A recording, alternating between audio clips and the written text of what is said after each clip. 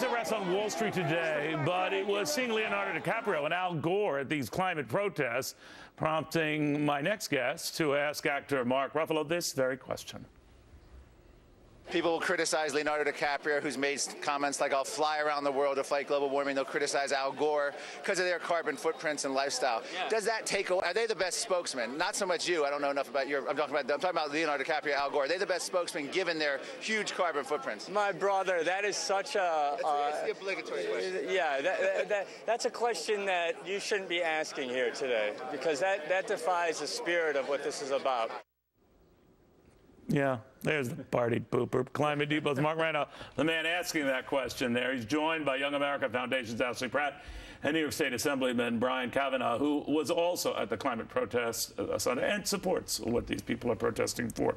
Well, you were calling him on just maybe apparent hypocrisy, but this notion that, depending on what you fly in, I mean, what was he going to walk to this event? What were you saying? No, there's two chief spokesmen, DiCaprio and Al Gore, are probably the most massive carbon footprint individuals you could ever have, and they really make no attempt to do anything. Al Gore will say he gets renewable panels and he tries to get different energy efficiency at his home after he was caught. Well, would it be better if he flew in on a JetBlue? Is that what you're saying? No, it'd be better if he actually made some personal sacrifices. They're asking everyone else to make sacrifices. At the Academy Awards in 2007, Leonardo DiCaprio, Al Gore walked out. They flashed on the screen green tips, used public transit. When was the last time they were on a city bus, either Al Gore or Leonardo DiCaprio? It's just a basic thing. They are not going to get people to follow them if they don't follow the lifestyle How did he treat you themselves. after that? Did he just well, he said that you're either someone who's an ideologue or a coward to even ask that question. That was against the spirit of this whole thing. Fortunately, you were both. You had That's right. Well, then I interviewed Robert F. Kennedy, and it got even worse. They wanted to jail people. So they were very hostile. They actually circulated skeptics' faces out and said, don't talk to these people. They shut us down many times. Well, actually, they do have very powerful backers. Obviously, the head of the UN, they have John Kerry, they have the president tomorrow. So obviously, all of these gentlemen have made this the front and primary issue today. Is that registering? Well, I definitely think that it's registering, and it's registering with young people, which is probably the most frustrating thing, because they're just looking to these A-list celebrities who are leaving carbon footprints. But what I want to call out here is the so-called hippie hypocrisy, where what we're seeing is young people who are definitely out there, who are using cell phones, who are drinking Starbucks, who litter, and they have zero personal responsibility when it comes to taking action for something that they believe in. And they throw out their actual, so-called standards for what is good community living at the first chance of convenience that they have. How hard would it have been to find a receptacle to throw away your trash? Assemblyman, are they risking looking like hypocrites here? Look, I think to make a march where 300,000 or 400,000 people got together to make a broad point about how we should change our economy be either about a couple of celebrities or about a few people littering. There were heaps of trash everywhere, Assemblyman. It really is to miss the point of this. I've spoken with the people whose job it is every day to clean this up, the city of New York, and they said this was not in any way an unusual amount of trash. All right, fair enough. And I understand that that can look like you're just scapegoating it, but not you. But this, do you think, with everything else going on in the world, ISIS, chopping off Americans' heads, and our own budget nightmare and debt and piling up unfunded liabilities, is this now the time to make this the #1 concern with all those other concerns? We need to be a country that can walk and chew gum at the same time. This is a crisis. But no, all the people I mentioned have made this the #1 concern. Should it be? I'm not here to speak for people whether it's the #1 or the #2 concern. Obviously, I'm not going to suggest to you that we should not be doing something about global terrorism. But the simple fact is that there is a very broad consensus that that the globe is warming, and it's warming at a rapid rate. And why didn't you stick with warming, science actually doesn't show that. I know you have a thing about climate change being a clever alternate phrase. I actually think warming. It is warming. It's warming consistently at this point. You quibble with that, right? Yeah, well, the satellite data shows very clear there's been no global warming for almost 18 years. Every kid that marched yesterday, under 18 years of old, never experienced global warming in their lifetime. Well, those kids call you a Luddite. That's right. And you don't see the reality. This is about an agenda. It's not about the science. The EU Climate Commissioner, a lady named Connie Hedegaard, said even if we're wrong on on the science. We're doing the right thing by policy. They want to sell the same progressive left agenda, but they're just using the science to scare people to go their way because they can't sell it on its merits. They're not getting enough support. So they're creating a climate crisis. Sorry to interrupt, but virtually every country in the world has signed on to the climate panel of the UN. But not every country in the world is willing to pay for it, assuming it's what it is. This is not about liberal politicians in the U.S. or elsewhere. Well, no, Assemblyman, I'll take your point. I'll take your point. But I will then say, if you believe what the good Assemblyman was saying, then actually every country that signed on to this has got to take an equal responsibility to pay to clean it up or to address it. And what we discover is that not every country does. India or China, to a far lesser degree than the United States, if at all. And therein lies the rub, right? Very true. And what I'm seeing here and hearing from the Assemblyman is this fact that, you know, he's not going to speak for everybody that was at the rally when all of them were standing there in solidarity, apparently, with climate change, saying that science is on their side, when in fact scientists are coming out and saying it's not on their side. And as Mark was pointing out, you know, for the past 17 years, we haven't actually seen anything that proves that global warming is increasing. What we have seen, yes, carbon emission has gone up, but that has had no correlation to global warming or polar caps melting or polar bears being driven out. So, you know, for him to make these claims, it's entirely false. And I would actually like to know if the Assemblyman has any direct mail to his constituents that could also be leaving a carbon footprint. I doubt we're going to resolve the science here on this program today. Well, we have 2 minutes. We have time. I'll see what I can do here. Yeah.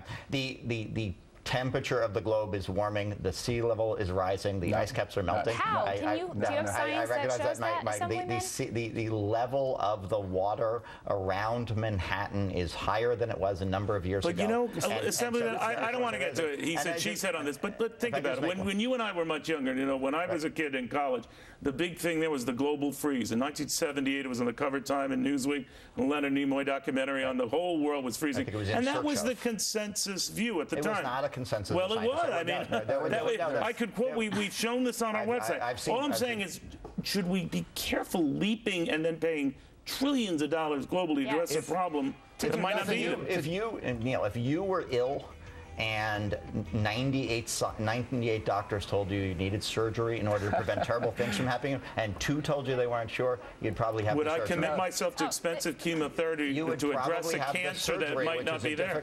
Yes, people often. Would you, Mark? Would you? Are we at that stage? There's no this 98%, 97% is nonsense. You would not go to a doctor who is if you go to a doctor who does surgery versus a doctor who doesn't, you're more likely to recommend surgery. These are scientists. You mentioned the IPCC. They're handpicked by governments because they'll agree with the conclusion. It's pure politics masquerading as science. But could you open to what the Assembly is saying, at least, all right, would you disagree with it? It's an urgent crisis, as does Ashley. But Ashley, would you be open to say, all right, we can look at this and examine it?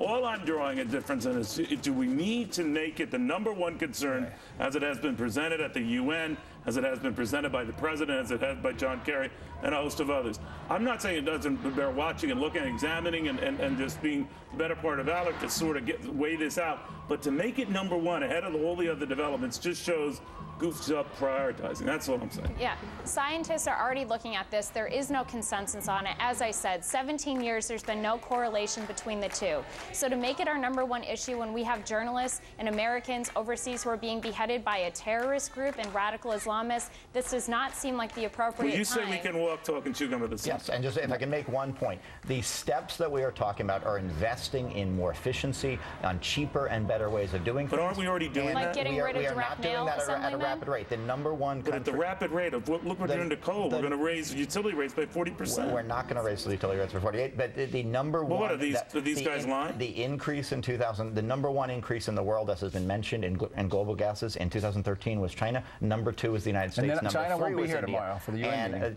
And China will be representative, although the But China has taken a pass on this part of it, right? As has the United States. But if we pay and China doesn't, would that bug you on some level? That is why why we are seeking a global agreement to take some reasonable steps that will spur the economy, that will increase jobs, and rather than reducing them. These are smart investments in the future. It's not you keep talking about walking and chewing gum. This is stepping into gum. You have a UN treaty that even if you buy their science, the EPA regulations President Obama did, John Podesta came out and said this will help future storminess be less. They won't even impact global emissions, let alone temperature, let alone storminess. You have nothing against fuel efficiency. No, that's fine, but don't sell it as a solution to an urgent problem which they've ginned up. And that's the problem. Even UN treaties fully implemented would not have a detectable impact on temperature, even going by their science. It's nonsense. You guys say we face the greatest threat, and then you propose symbolism. Even if you buy the science, what you're proposing makes no sense. I am not proposing Get your symbolism. feet out of the gum. I am proposing, that's a very nice metaphor, I'm proposing more aggressive efforts to incentivize funding, investment. taxpayer dollars. I'm talking about incentivize investment in things that will reduce the climate impact, the greenhouse gases of these things, basically by getting us burning less fossil fuels and using more renewable energy. Many people agree that that would be beneficial. We're not doing it rapidly enough to avert what I consider to be a significant crisis. We have a lot of that stuff here. We have a lot of that stuff here. And it's good stuff to do, but we're not doing enough of it. Otherwise, we would not be increasing the amount of Would you want to be getting it from that section of the world where they control it all? The reason I would prefer that we do more domestically produced. Do it all. Do it all. Resiliency and solar, energy. wind, and fossil. And that's we need to. My view is we need to shift away from fossil fuels over time, and we need to do it more rapidly than we're doing now. And again, Ashley, go ahead. Sure. Finish that thought. Sorry, Ashley. Yeah. So, Assemblyman, you think that the people who came in to protest and for the climate march this weekend, who came in on buses that were using fossil fuel, that's entirely okay. That doesn't abandon their principles at all. Yeah, when they come in, they're drinking out of styrofoam cups. Greenpeace is making them. Well, to be fair, Ashley, they can't walk here. I don't think we're all obligated to sit in our basement and watch this climate change happen. Guys, I want to thank you all. We solved that whole climate change nonsense right here. Who said we couldn't do it in 5 minutes? Meanwhile, the NFL